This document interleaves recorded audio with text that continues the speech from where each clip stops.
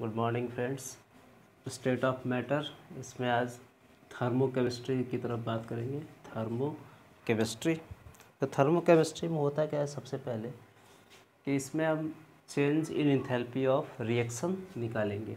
तो change in enthalpy of reaction जो आप देख पा रहे हैं कैसे निकाला करते हैं, तो आप सबसे पहले चेंज इन इंथैल्पी निकालने के लिए इसमें क्या करेंगे कि हम प्रोडक्ट की इंथैल्पी और उसके बाद हम रिएक्शन के अंदर जब हम बात करें प्रोडक्ट और रिएक्टेंट, तो प्रोडक्ट की इंथैल्पी माइनस रिएक्टेंट की इंथैल्पी करेंगे। ठीक है, तो दो चीज़ें इसमें आएगा थर्मोकेमिस्ट्री में।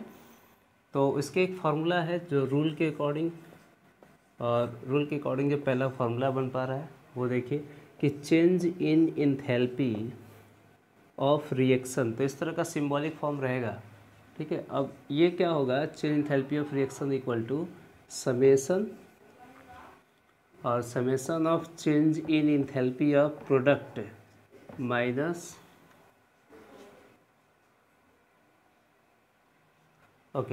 तो change in enthalpy of reaction equal to summation of change in enthalpy of product minus summation of change in enthalpy of reactant.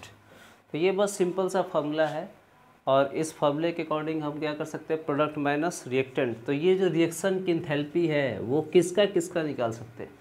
तो ये बातें हम कर सकते हैं कि change in enthalpy of combustion का हो सकता है, change in enthalpy of formation enthalpy हो सकता है। ठीक है, और या फिर change in enthalpy of sublimation, ठीक है, या फिर change in enthalpy of solvent हो सकता है, change in enthalpy of solution हो सकता है। ठीक है, तो ये जो इंथैल्पी की टर्म है, इन सब की डेफिनेशन और जितने भी हमारे एनसीईआरटी में बिल्कुल सिंपल सा डेफिनेशन दे रखा है, इन सभी को हम क्या बोलते हैं, चेंज इंथैल्पी ऑफ रिएक्शन। तो रिएक्शन के अंदर या तो कंबसन करेगा, या फिर वो फॉर्मेशन करेगा, या फिर सब्लिमेशन का होगा, या फिर सॉल्वेंट का होगा, या फिर सॉल्यूशन का होगा। तो इनकी डेफिनेशन हम नोट कर लेंगे और इसके बाद हम इसके न्यूमेरिकल्स लगाएंगे। तो एक एग्जांपल मैं आपको दिखाता हूँ किस तरह से आप रिएक्शन इंथैल्पी निकालते हो, और ये सभी डेफिनेशन टर्म आप देख लें।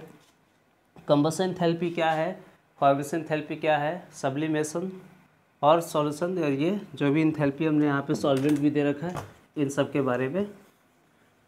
अब चलिए यहाँ पे मैं बात करता हूँ एक एग्जांपल की तरफ।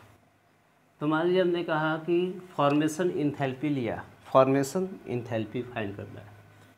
तो पहला क्वेश्चन ऐसा बनाते हैं, find the change in enthalpy of formation. तो ये जो फॉर्मेशन इंथैल्पी है ये आपका रिएक्शन इंथैल्पी है। तो कैसे फाइंड करेंगे, तो हमने कहा कि एग्जांपल लेते हैं N2 और नाइट्रोजन का ले लें, या फिर C+O2, और सिंपल एग्जांपल लेते हैं।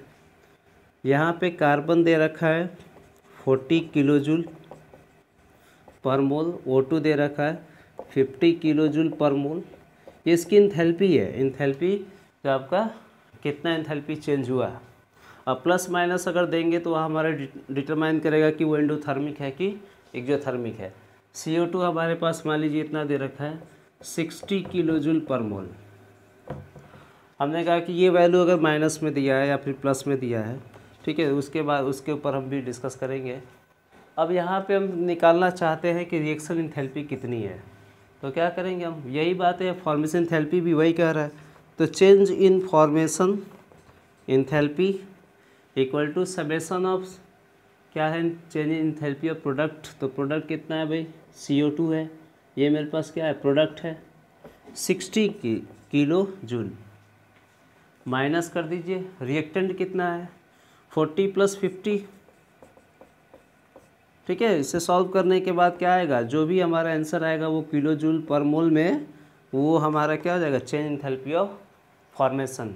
और फॉर्मेशन इंथैल्पी कहलाएगा, जो आपकी वैल्यू आएगा यहाँ पे वो निकाल पाएंगे। बहुत ही सिंपल है, एक फार्मूला एक रूल के अकॉर्डिंग हम ये सॉल्व किया करते हैं। रूल नंबर 1, तो प्रोडक्ट माइनस रिएक्टेंट करेंगे, और किसी भी सवाल को हम देख पाएंगे, एक्सरसाइज में भी दे रखा है, इंडेक्स में भी दे रखा है, और एक्सरसाइज के क्वेश्चन भी आप लगा डालेंगे, तो इस पर आप बिल्कुल सिंपल लगा लेंगे। ठीक है, एक और देखते हैं बॉन्ड इंथैल्पी कैसे बनाएंगे। चलिए सेकंड देखते हैं।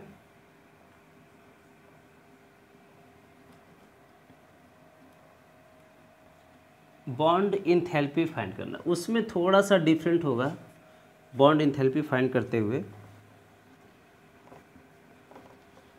कि बॉन्ड इंथैल्पी के अंदर ये रहा करेगा कि हम enthalpy, change in enthalpy of reactant minus change in enthalpy of product करेंगे।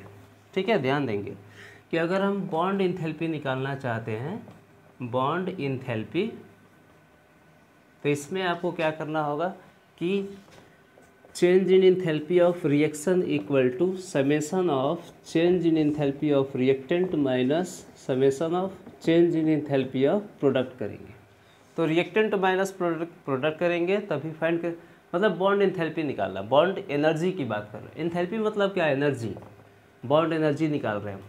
ठीक है, अब उस बॉन्ड एनर्जी क्यों फाइंड कर रहे हैं हम, क्योंकि कितना अगर हम हीट कराएंगे तो हीट कराने से बॉन्ड क्या होगा, ब्रेक करेगा। तो अगर बॉन्ड ब्रेक करेगा तो कितनी एनर्जी रिलीज होगा, वो हमारा बताएगा बॉन्ड इंथैल्पी। जैसे मान लो N2 और ये फॉर्मेशन इंथैल्पी हो जाएगी N2 plus H2 that gives NH3 है। बैलेंस करेंगे इसको पहले, तो ये हमारे पास कितनी हो जाएगी 2 और ये कितना हो जाएगा 3।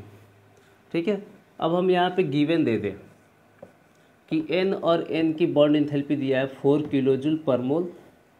ठीक है, H और H की बॉन्ड इंथैल्पी, ये सभी की चेंज इंथैल्पी दे रखा है, ये दे दिया मान लीजिए 6 किलोजूल पर मोल।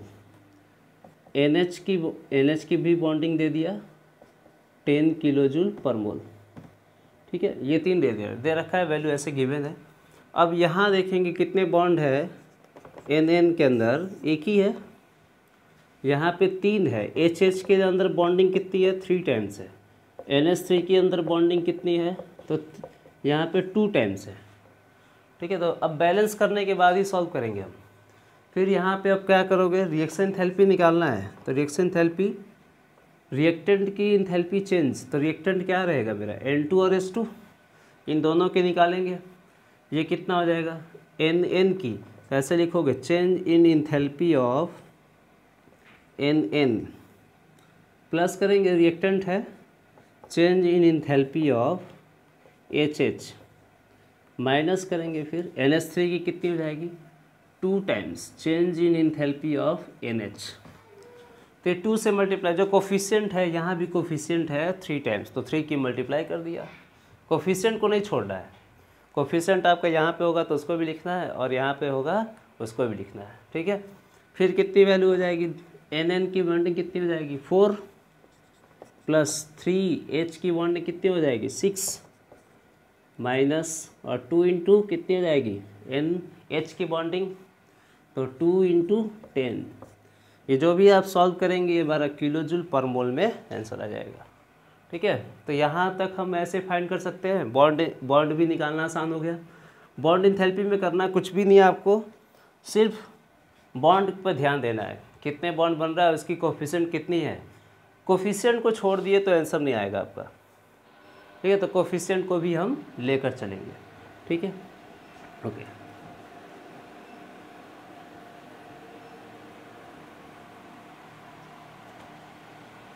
इसके बाद इसके ऊपर अब क्वेश्चन लगाएंगे। क्वेश्चन मैं आपको PDF में दे दूंगा, इसके ऊपर क्वेश्चन, वो आप इसको सॉल्व कर सकते हो।